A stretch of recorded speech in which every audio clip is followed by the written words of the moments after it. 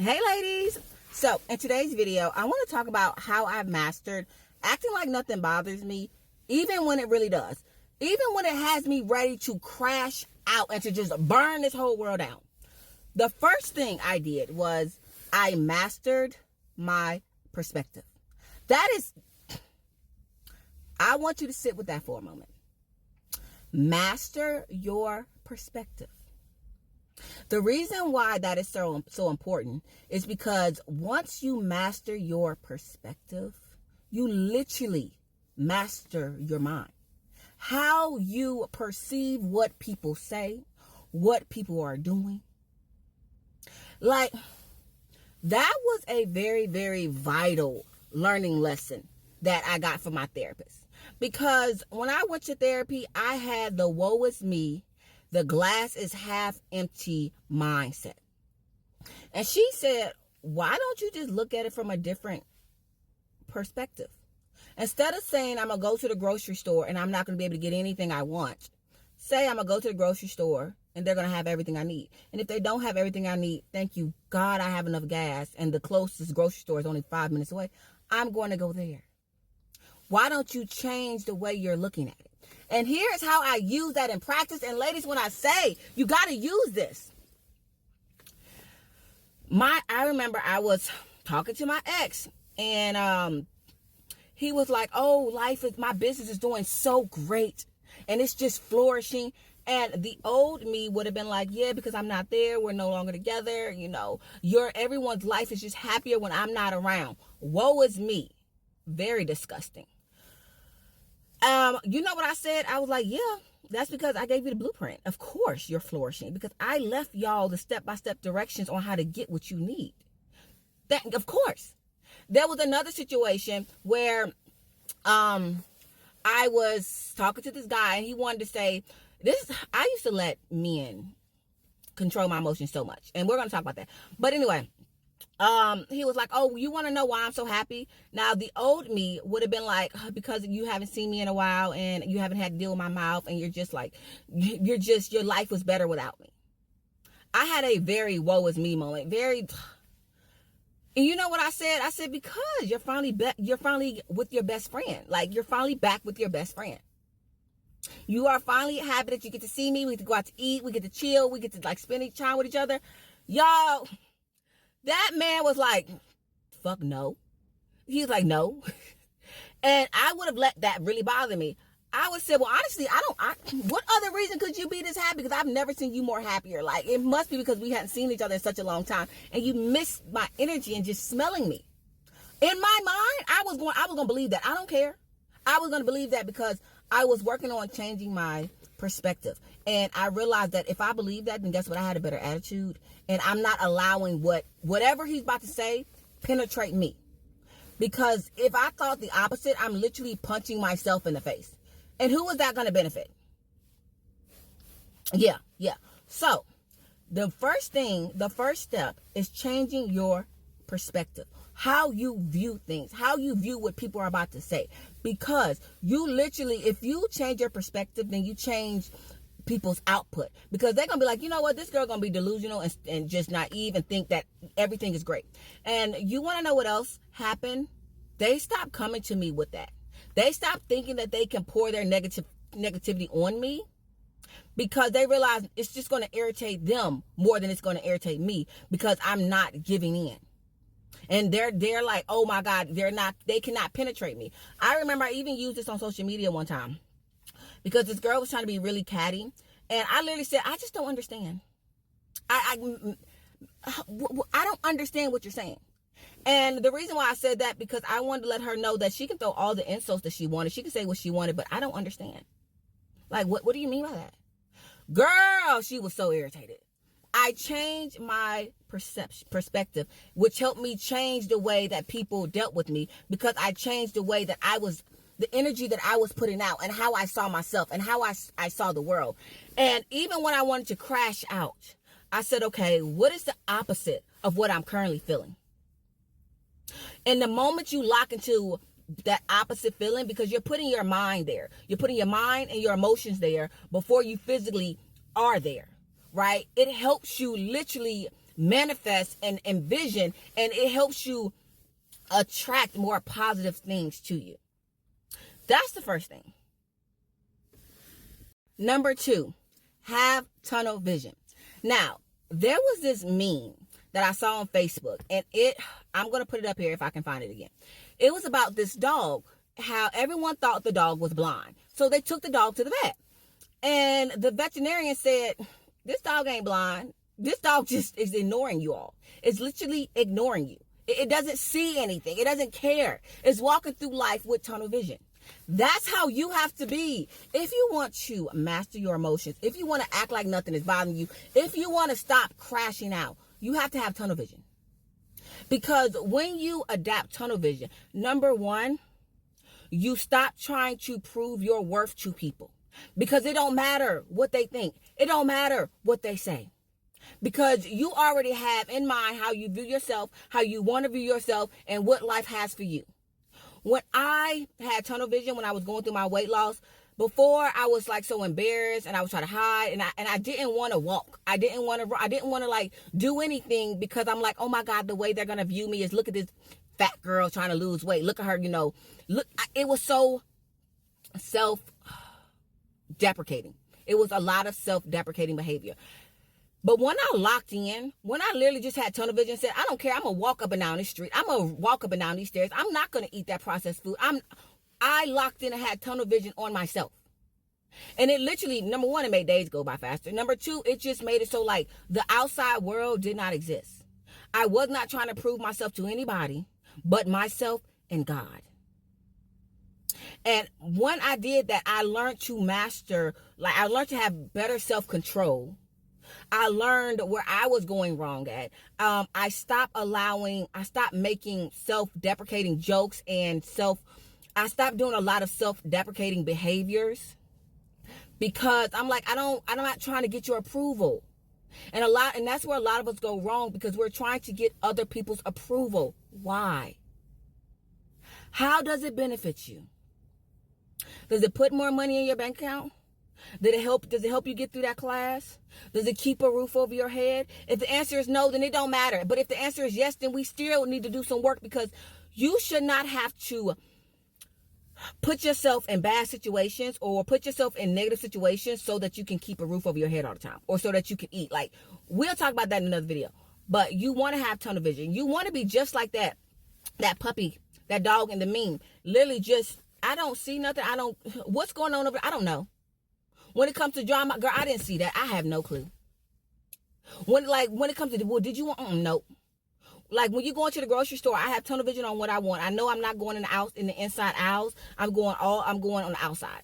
I don't see any other stuff. None of that stuff even matters to me. You have to have tunnel vision. You have to stop allowing so much outside noise and outside opinions, which is why I really do believe in not going ghost, but just not telling people about my moves and what I'm doing, because a lot of people, they don't want you to be a 10. You may already be a 10, but their negativity is keeping you at like an 8, because it doesn't benefit them for you to be a 10.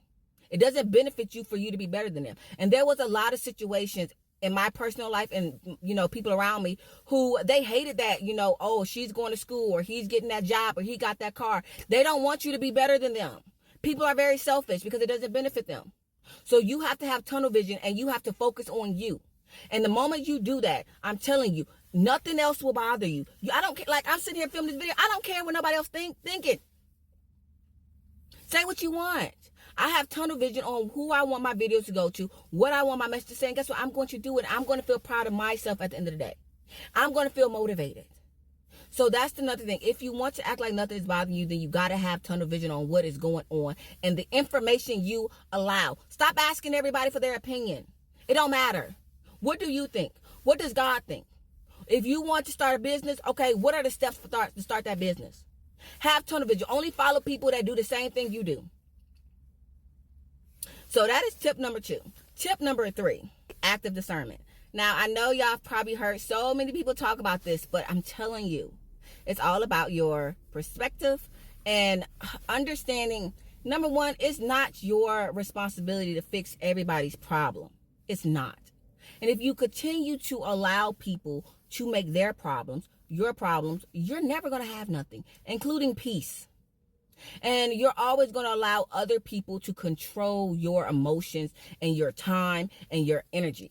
And the thing is this, it's not about not caring at all. It's about caring wisely. It's about picking and choosing what you're going to care about, what you're going to invest your energy into.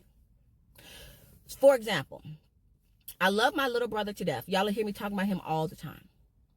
But I literally had to learn to just let him learn his own lessons.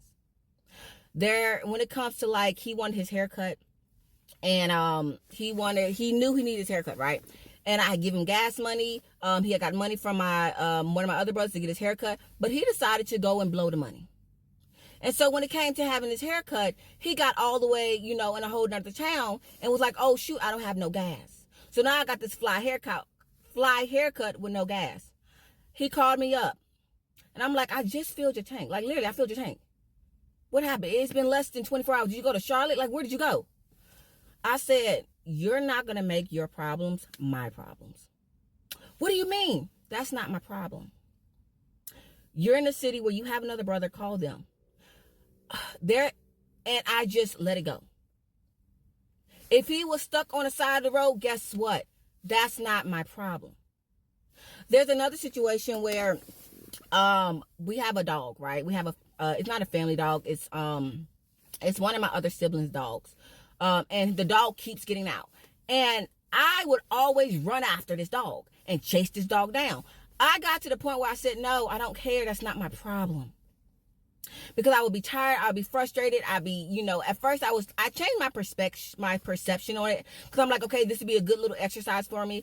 But then after a while, it got to be where it's like the dog kept getting out and they just kept expecting me to go out and chase it. That's not my problem. I started really picking and choosing where I poured my energy into. And what happened was they put that gate up. They stopped allowing that dog to go out because they realized, oh shoot, Ava is not going to go chase it. I don't want to go chase the dog. And you know what my little brother did? He started being very picky about his gas. If he wanted to go somewhere, he started asking people, do you got gas money? Because my siblings not about to keep giving me gas. But what that did for me was it made it so that I had more control of my time, of my life, and where my resources was going and my energy.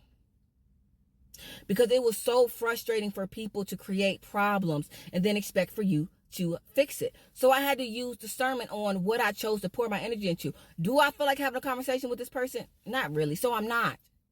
There will be things people would say to me that I would think was so stupid and ridiculous. And I used to be like, that just doesn't make any sense. I would be like, oh, really? Okay. Because I asked myself some very vital questions. Is it going to change anything in your life, what they said? No. Did you already try to do your best to help them in the situation if they were looking for help? Yes. Is your opinion going to positively or negatively affect them? If it's negative, then I'm definitely not going to say it. If it's positive, then I would really think about it and I was like, okay, how? I really questioned myself before I said anything. And then I realized this. There's so much power, and I've talked about it in just silence, because not everything requires a response. Not everything requires a response. If someone says something crazy, okay. I really had to learn that when it came to family, because I was always quick to feel like I needed to say something. No. For what? Because not only are you giving away your energy, you're giving away telltale signs on what irritates you and what don't. Now it's to the point where they don't know what I'm going to say. If I'm going to say anything, they don't even know if I'm going to care. They just hoping. And it's like, doing that helped me stop crashing out so much. Because when I started using discernment about where I poured my energy into, it also helped me not go to places that I knew wasn't going to help me. It also helped me not talk to people that I knew wasn't a beneficial reciprocating conversation where we both felt like we were getting something positive out of it. Like, doing those things really helped me change my whole life. because I had more energy for myself. And I realized that it helped things go a lot faster. I wasn't stuck in the same place. I literally got to a point where I'm like, oh, dang, what now? Oh, like, because they realized, like, she not with that. She not about to crash out. I can't get up under her skin. People will say stuff about the way that I dress or the way that I, wear my hair. So I don't care. Let them. People will try to humble you. You don't have to respond. And sometimes you not responding is the response. You actually doing what you want to do and continuing to do what you want to do, that is the response. There was a family member who said that they were not going to celebrate, holidays. Okay. Thank you for letting me know. Like, that just means I won't invite you, but I'm not going to go back and forth on a decision that you made. Why? How does that benefit me at the end of the day? It doesn't. So practice those tips, and I can guarantee you will learn. You will be walking around acting like nothing bothers you. Literally, if a guy wants to show you a picture of a girl or something like that, which is very stupid, be like, oh my God, I like her outfit. You're showing me that because you about to buy me that outfit, huh? Yeah. You know my type. You know my style. If someone shows you what they did with their new car, if someone is showing you something to specifically, be negative, switch that around. Think the opposite.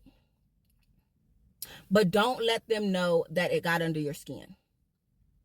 So, with that being said, I love you all. I will talk to you in another video.